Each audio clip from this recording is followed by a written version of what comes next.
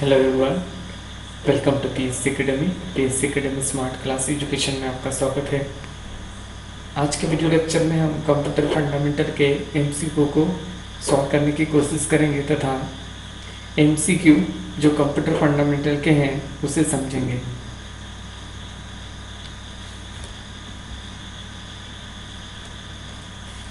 आइए देखते हैं फर्स्ट क्वेश्चन।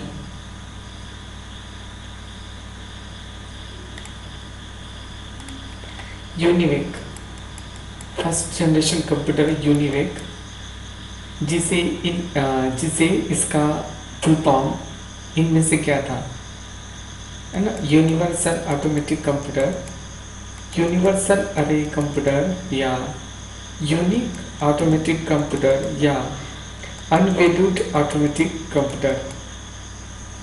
30 सेकंड का टाइम आपको दिया जाएगा, आपको भी बतलाना है कमेंट बॉक्स में।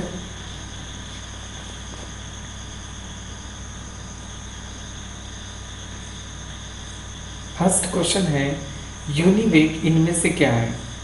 ये यूनिवर्सल ऑटोमेटिक कंप्यूटर है, यूनिवर्सल अरे कंप्यूटर है या यूनिक ऑटोमेटिक कंप्यूटर है या अनवैल्यूड ऑटोमेटिक कंप्यूटर।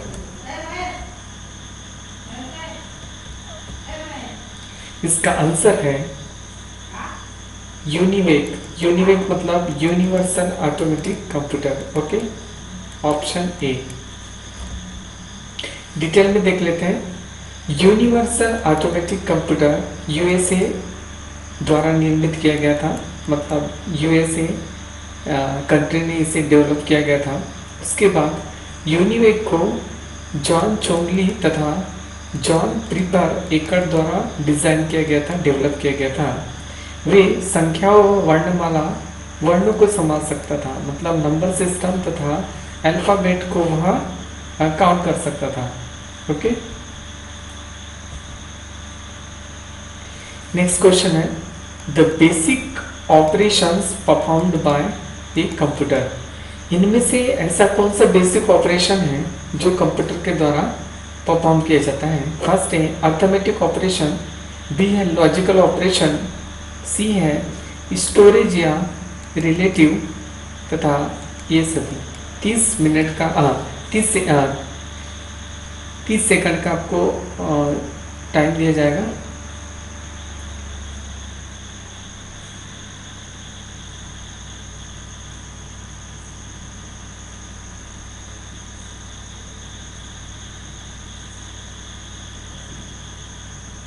ओके, तो इसका आंसर है arithmetic operation, logical operation, storage तथा रिलेटिव। ये सभी जो ऑपरेशंस हैं वो कंप्यूटर द्वारा परफॉर्म किए जाते हैं, तो इसका आंसर हो जाएगा all of the above. Okay, ठीक। Next question the two major types of computer chip are. इनमें से क्या दो प्रकार की चिप पाई जाती है कंप्यूटर में, वो कौन सी हो सकती है? एक्सटर्नल मेमोरी चिप है, प्राइमरी मेमोरी चिप है या माइक्रो प्रोसेसर चिप है या बी और सी? बी और सी है।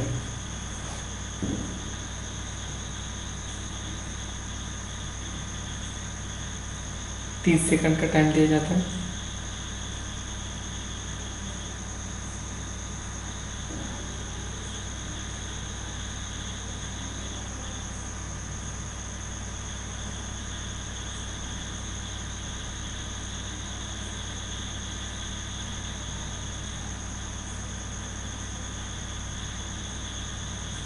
ओके, तो इसका आंसर है ऑप्शन बी, बी और सी, ऑप्शन डी।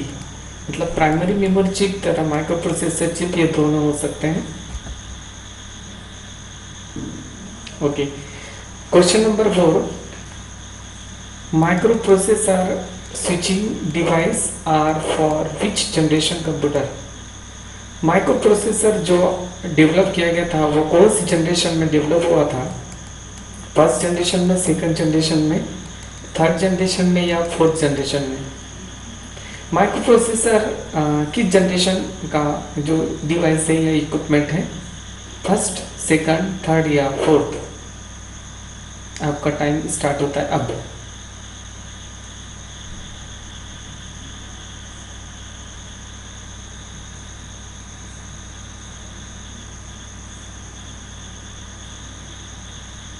आइए देखते हैं।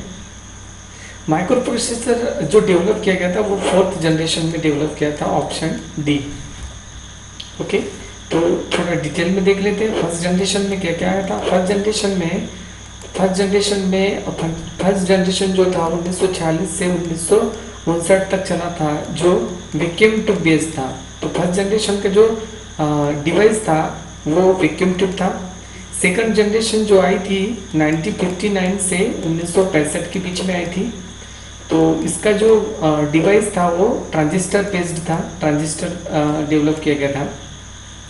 थर्ड जनरेशन में 1965 से 1971 के बीच में आई थी, जो आईसी हमारी आईसी चिप डेवलप हुआ था किसमें, थर्ड जनरेशन में।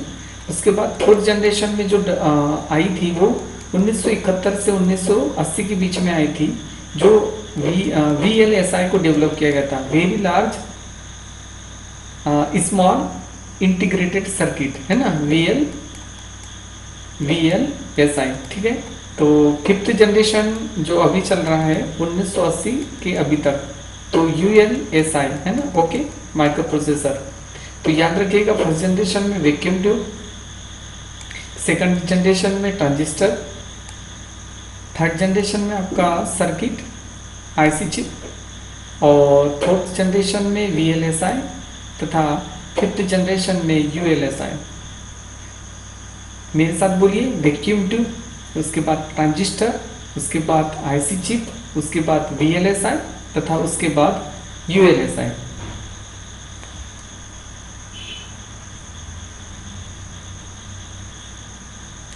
फिर से vacuum tube, transistor, integrated circuit, IC chip, VLSI तथा ULSI। याद हो गया। नेक्स्ट क्वेश्चन है, what is the main difference between mainframe and super computer. इसमें से क्या ऐसा कुछ है जो मेन फ्रेम कंप्यूटर और सुपर कंप्यूटर में डिफरेंस बतलाता है। फर्स्ट है, super computer is much larger than mainframe computer. B है, super computer are much smaller than mainframe computer. या ऑप्शन सी है, super computer are focused to execute few programs as fast as possible while mainframe uses its power to execute as any programs concurrently. Option D है, supercomputers are focused to execute as many programs as possible while mainframe uses its power to execute few programs as fast as possible. आपका time start होता है अब।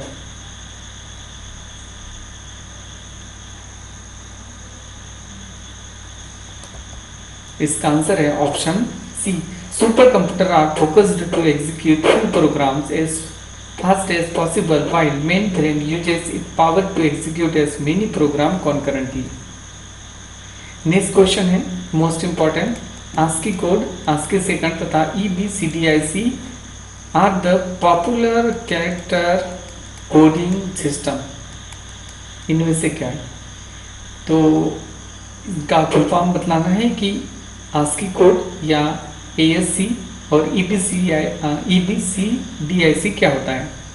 ये American standard code for information interchange होता है, या extended bit code for decimal interchange code होता है, या extended bit case decimal interchange code होता है, या extended binary case decimal interchange code होता है।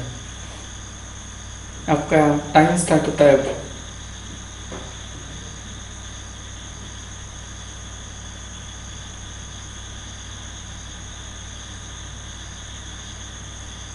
आंसर है इसका option A, American standard code for information interchange. मैं आपको बता दूं, आस्की कोड और EBCDIC आप कितने भी कीबोर्ड देखें तो क्या होता है, कीबोर्ड की कैरेक्टर आपको तो ऊपर से दिखेंगे, बट जब आप किसी की को प्रेस करते हैं तो ये जो की के जो नंबर्स हैं, है ना, आस्की कोड या EBCDIC के, ये एज ए डेटा के रूप में इनपुट लेता है कंप्यूटर। तो हर एक की का एक यूनिक आईडी या एक यूनिक नंबर होता है, जिसे आस्की सेकंड या EBCDIC कोड कहा जाता है। चलो डिटेल में देख लेते हैं। देखो, आस्की कोड है ये और EBCDIC, है ना। इसमें मेन डिफरेंस ये होता है कि इसमें ASCII सेकंड ये कंप्यूटर कीबोर्ड के लिए यूज किए जाते हैं, इनकी नंबरिंग होती है ना, ठीक है। ये 0 1 2 3 4 5 है ना, हेक्साडेसिमल में 0 1 2 है ना, ए की क्या होगी यहाँ 12 है ना, बट बाइनरी में क्या होगा उसका 1010, और ऑक्टल में क्या होगा 12 है ना, पर कैरेक्टर में क्या होगा उसका लाइन फीट है ना।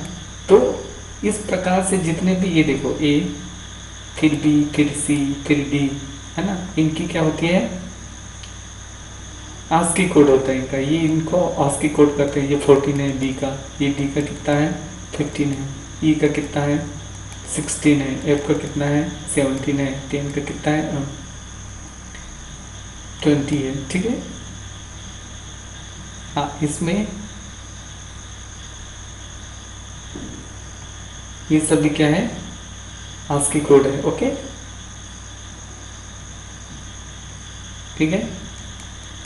तो इस प्रकार से क्या होता है कि ये ASCII कोड हमारे कीबोर्ड में ऊपर तो कैरेक्टर दिखते हैं, बट क्या होता है बीच में क्या होता है उनके जब प्रेस करते हैं तो ऐसे इनपुट क्या लेता है सिस्टम लेता है, ओके, ठीक है। तो ASCII कोड जो होता है 7 बिट रिप्रेजेंट का कैरेक्टर करता है, बट EBCDIC क्या होता है 8 बिट रिप्रेजेंट करता है। ये जो कितने कैरेक्टर को सपोर्ट करता है 128 कैरेक्टर को सपोर्ट करता है, जबकि ये 256 कैरेक्टर को सपोर्ट करता है। इसका फुल फॉर्म होता है stand for American standard code for information interchange, और इसका फुल फॉर्म होता है stand for extended binary coded decimal interchange, okay, है ना। इसको डेवलप किया गया था अमेरिका में, ठीक। ये character coding standard for electronic communication, और ये होता है 8 bit character in coding used by mainly IBM company, main frame में यूज करते हैं या किया था IBM मेड्रेज कंप्यूटर ऑपरेटिंग सिस्टम, जिसे IBM कंपनी ने EBCDIC कोड डेवलप किया गया था। नेक्स्ट क्वेश्चन है storage capacity of magnetic disk depend on, इनमें से ऐसी कौन सी मतलब स्टोरेज कैपेसिटी है जो मैग्नेटिक डिस्क पर डिपेंड करती है ना। ट्रैक पर इंच को सपोर्ट करता है क्या मैग्नेटिक डिस्क, या मैग्नेटिक डिस्क बिट्स पर इंच को ऑफ ट्रैक को सपोर्ट करता है, या डिस्क पैक इन डिस्क सरफेस, या ये सभी, क्या इन सभी को मैग्नेटिक डिस्क का सपोर्ट करता है ट्रैक को, है ना, बिट पर इंच को, या डिस्क पैक इन डिस्क सरफेस को। आपका टाइम स्टार्ट होता है अब।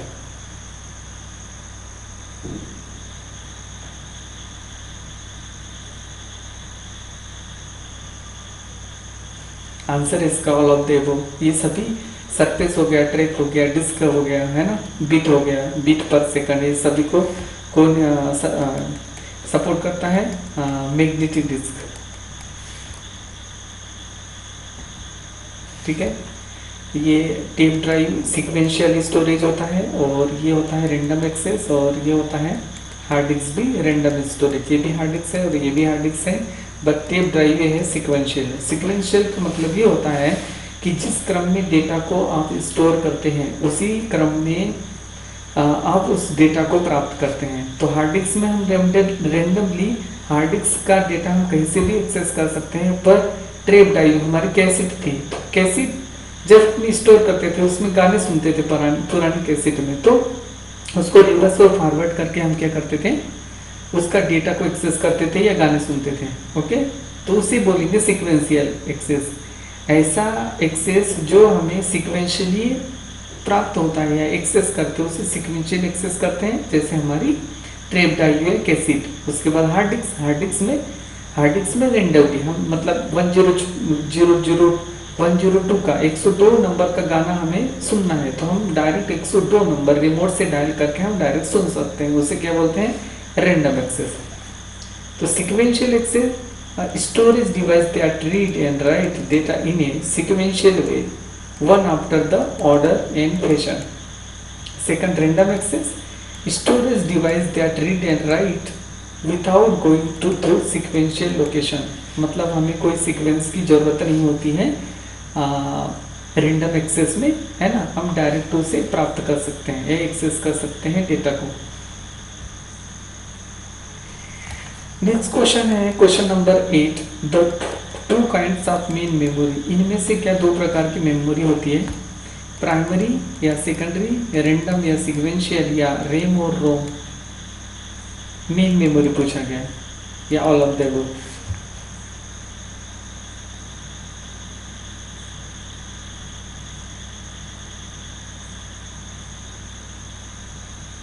मेन मेमोरी आपकी रैम और रोम होगी, रैंडम एक्सेस मेमोरी और read only memory. Okay, option C, ये है रैम और ये है आपका रोम।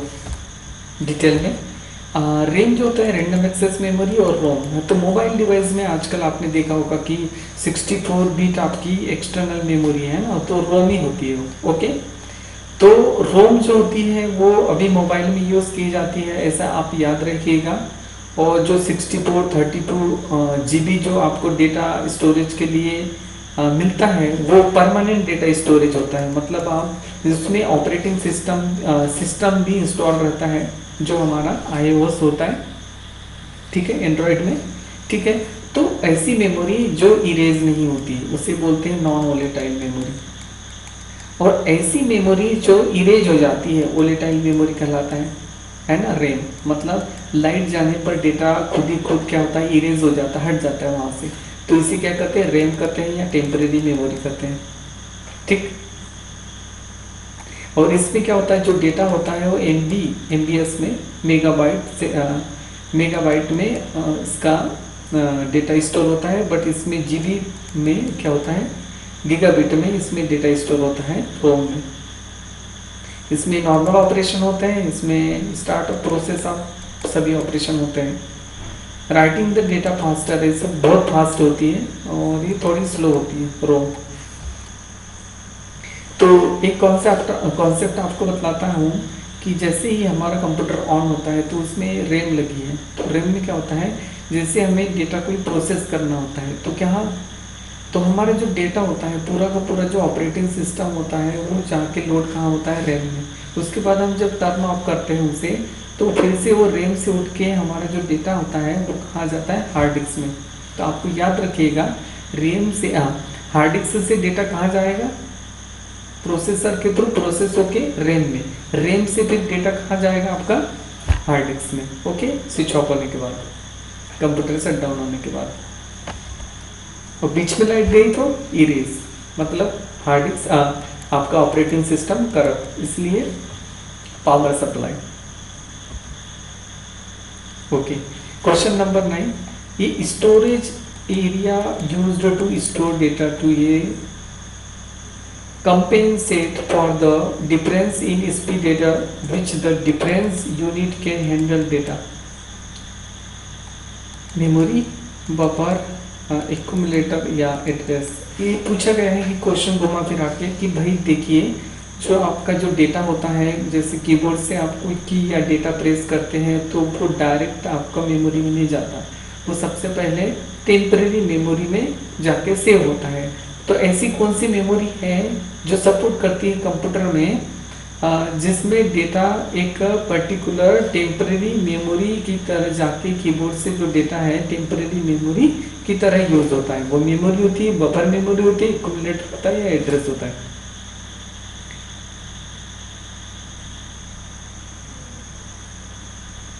तो इसका आंसर होता है बफर, ऑप्शन डी। देखो, बफर को हम जैसे कीबोर्ड से कुछ प्रेस करते हैं, है ना, कि या डेटा है ना, ठीक, डेटा किस प्रकार से देते हैं, हम कीबोर्ड के थ्रू देते हैं। तो कॉन्सेप्ट होता है कंप्यूटर में क्या होता है, इनपुट, प्रोसेसर, आउटपुट, तीन का कॉन्सेप्ट होता है ना, यूनिट और स्टोरेज। तो जैसे ही हमने यहाँ कंप्यूटर से डेटा को हमने क्या किया, कीबोर्ड से प्रेस की कोई की या डेटा दिया, किसको इंस्ट्रक्शंस दिए कंप्यूटर को, तो वो इज बफर मेमोरी स्टोरेज होगा, है ना, बफर में जाएगा वो। उसके बाद वो सीपीयू में प्रोसेस करेगा, ठीक, सीक्वेंशियली। ओके, तो ये बताना है कि आपका जो बफर मेमोरी एरिया जो है वो क्या होगा, इज टेम्परेरी मेमोरी यूज होगा। ओके, आंसर क्या है इसका, buffer memory area. Next question आपका, The computer is free from tiresome and boredom we call it. Computer is a free from टायरसम। इसमें से क्या कंप्यूटर की विशेषता है? जब आपने कैरेक्टरिस्टिक ऑफ कंप्यूटर पढ़ा होगा तो उसमें आपको एक चीज़ मिली होगी, तो आपने एक्यूरेसी भी पढ़ा होगा, रिलायबिलिटी भी पढ़ा होगा, डिलीजेंस भी पढ़ा होगा और वर्सेलिटी भी पढ़ा होगा। तो आपको ये बतलाना है कि इसमें से टायरसम मतलब कंप्यूटर कभी थकता नहीं, इसमें से ऐसा कौन सा वर्ड होता है जो कंप्यूटर में यूज किया जाता है? वो क्या एक्यूरेसी होता है, रिलायबिलिटी होता है, वर्सेलिटी होता है या फिर डिलीजेंस होता है?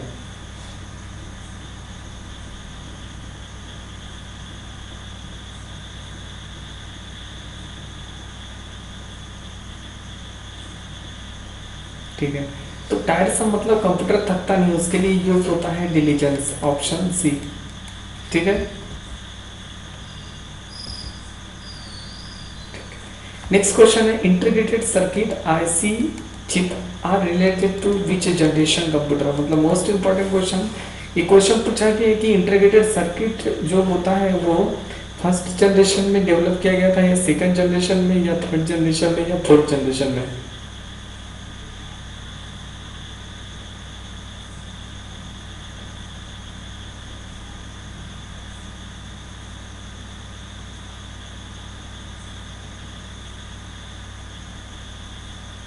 आईसी चिप, तो आईसी चिप को जो डेवलप किया गया था वो थर्ड जनरेशन में डेवलप किया गया था। ओके, थर्ड जनरेशन में हमारा आईसी चिप हमें आया था। ओके, ठीक। Okay, CD ROM, compact disc, read only memory, इनमें से क्या है? सेमीकंडक्टर मेमोरी है या मेमोरी रजिस्टर है या मैग्नेटिक मेमोरी है, none of the above?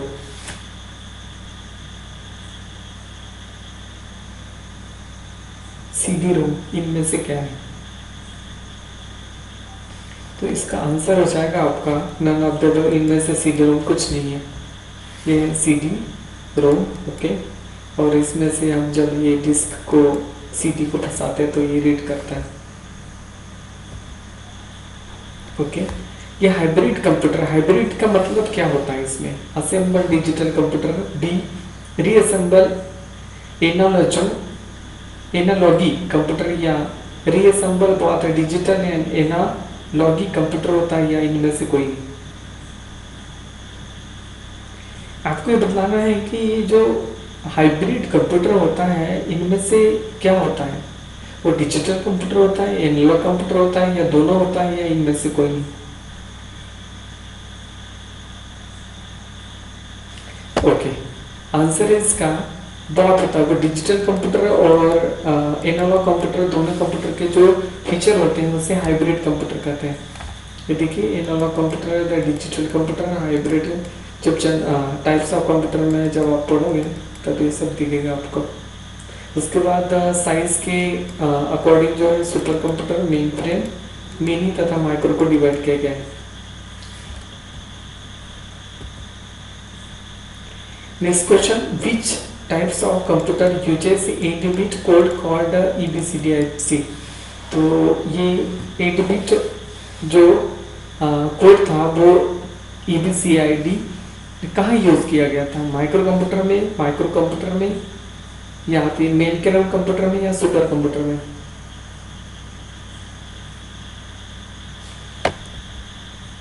Answer है इसका मेन फ्रेम कंप्यूटर में। Okay, 8-bit computer, main frame computer ऐसे कंप्यूटर होते हैं जैसे बहुत बड़े कंप्यूटर होते हैं और इन्हें एज ए सर्वर यूज किया जाता है, ये mainframe computer.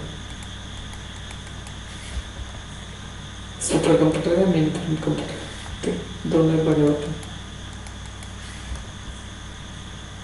Next question, ALU of computer respond to the command coming from. The ALU of a computer responds to the commands coming from, ये primary memory, control section, external memory, cache memory. ALU जो component होता है इनमें से किस section में आता है ये पूछा गया है। वो प्राइमरी मेमोरी में आता है, कंट्रोल सेक्शन में आता है, एक्सटर्नल मेमोरी में आता है या कैश मेमोरी में आता है?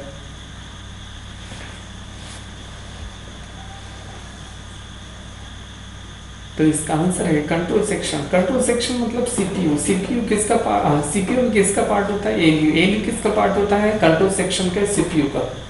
ओके, तो कंट्रोल सेक्शन। ओके, ठीक है।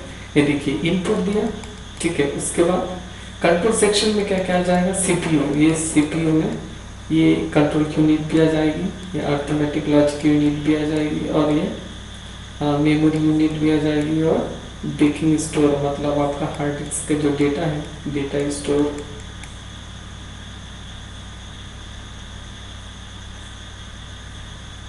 है ठीक, HDD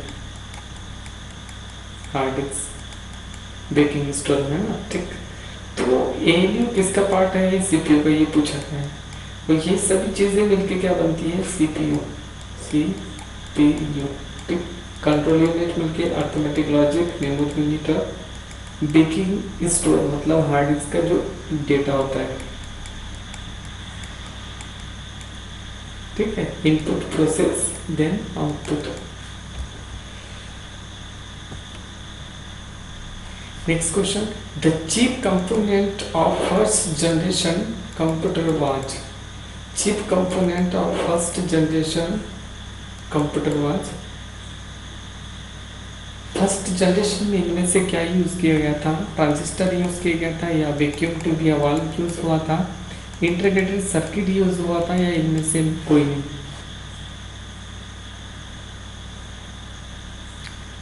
तो फर्स्ट जनरेशन में हमने याद करा होगा आपने, पिछले स्लाइड में मैं बता चुका हूँ कि वैक्यूम ट्यूब तथा वाल्व्स जो हमने यूज किया गया था क्या में, सेकंड फर्स्ट जनरेशन में।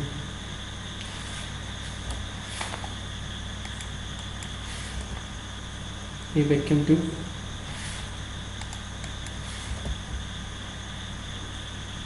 Next question, to produce high quality graphics hard copy, इनमें से ऐसा कौन सा डिवाइस है जिसमें बैनर पोस्टर के लिए यूज किया जाता है, हाई क्वालिटी हार्ड कॉपी के लिए यूज किया जाता है? वो RGB मॉनिटर होता है, प्लॉटर होता है, इंकजेट प्रिंटर होता है, लेजर प्रिंटर होता है। बैनर पोस्टर किस में बनते हैं? To produce high quality graphics hard copy in colour would want to use RGB monitor, plotter, या इंकजेट प्रिंटर, या फिर laser printer. High quality graphics जो बैनर पोस्टर होते हैं वो प्लॉटर में यूज किए जाते हैं, ऑप्शन बी, ठीक है। ये plotter. Next question, what are the stages in compilation process, इनमें से ऐसी कौन सी स्टेजेस जो कंपाइलेशन प्रोसेस के लिए कंप्यूटर में होती है? फर्स्ट है accessibility study, system design and testing. Next है इम्प्लीमेंटेशन एंड डॉक्यूमेंटेशन। सी है lexical analysis, syntax analysis and code generation. Option D है none of the above.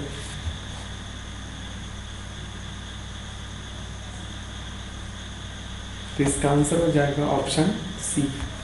Compilation process में सब कुछ चेक किया जाता है, जैसे lexical analysis, syntax analysis and code generation, है ना। Coding, design, implementation, post implementation, सब कुछ सिंटैक्स, सेमेंटिक, ये सब कुछ चेक किया जाता है। कंपाइलर जो होता है वो कंपाइलेशन प्रोसेस में चेक करता है। Last question, which of the following IC was used third generation. Third generation में IC चिप यूज होती है, तो वो क्या होती है? SSI होती है, MS होती है, LSI होता है, या बॉथ, B और C होती है? तो इसका आंसर हो जाएगा आपका बॉथ, है ना। MSP होती है और LSI भी होता है, ठीक है। ये IC इंटीग्रेटेड सर्किट, है ना, ठीक। LSI large scale integration circuit, small memory chip होता है, वो प्रोग्रामेबल लॉजिक डिवाइस होता है, ठीक। Okay, thank you very much.